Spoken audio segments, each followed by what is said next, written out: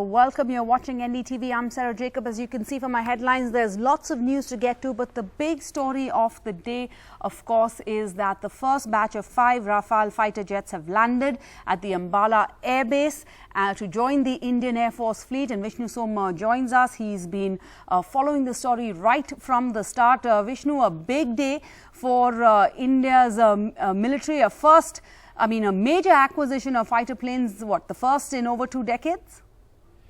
Well, no, not the first in over 2 decades. We did acquire the light combat aircraft Tejas just a few years back. That is now a full squadron. Sukhoi 30 is also acquired. Sukhoi 30 MKI is also acquired some time before that. But this is the first acquisition of a Western type, a new Western type in 35 years. The last Western type to have been acquired was the Mirage 2000 in 1985. We then bought a few more Mirage 2000s, the same type, in the early 90s. So it's the first time in 35 years that you've got a new Western type of fighter aircraft joining the Indian Air Force.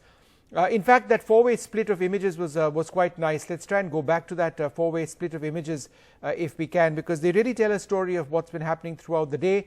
On the top left-hand side, the 5 Rafales flanked by 2 Sukhoi 30 aircraft of the Indian Air Force, an image sent out by the IAF, video in fact.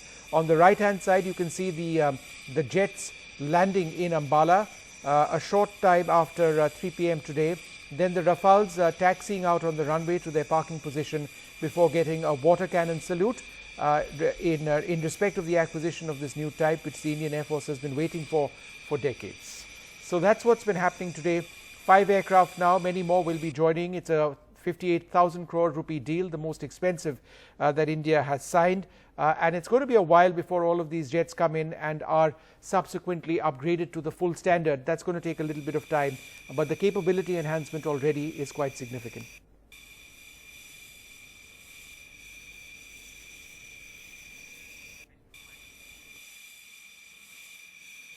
Layout for you at this stage is something which is quite interesting. It took place some time back when the guided missile destroyer INS Kolkata, out patrolling in the Arabian Sea, reached out to the Rafales as they flew over the Arabian Sea to enter Indian airspace. Let's listen in on that exchange between the commanding officer of INS Kolkata and the officer leading the Rafale formation.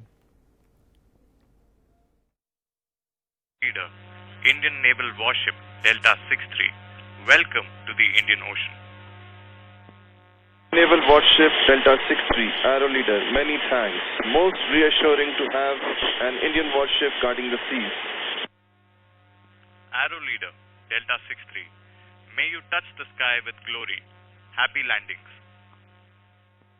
Delta 63, Arrow Leader, wish you fair winds. Happy hunting, over and out.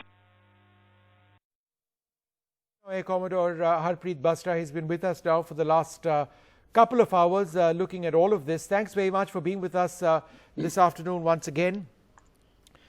Just for the benefit of our viewers, with the acquisition of this platform and the capability it brings, where does India stand vis-a-vis, let's say, the Chinese Air Force in terms of fighter aircraft? Hi Vishnu, once again. As compared to the two adversaries, we definitely have an edge over them. Though the Chinese Air Force is huge in numbers, but what they can bring into the Tibetan area or what they can bring towards India is very limited, because they are also deployed, on their eastern side and in their northern areas. And specifically to this aircraft, like we've been discussing the entire day, this is almost a 4+5 generation and nearing towards the 5th generation capabilities, especially in terms of the weapons that it brings on the to the operation scenario, whether it's a air to ground weapon or it is the air to air weapons. So towards that, as far as the Western neighbor is concerned, and this has got a huge technological advantage, there is no doubt in that. As far as our another neighbor adversary is concerned, there are, they still have certain platforms which supposedly are 5th generation, specifically talking about the JF-20. But please remember, their 5th generation fighter is still not entirely operational. They have not yet proven it in operations. The Rafale that we are getting is an enhanced version of what the French Air Force uses, and the French Air Force has proven this aircraft, whether it's in operations in the Middle East or that is Afghanistan, or for that matter, Syria, Libya, and places like that.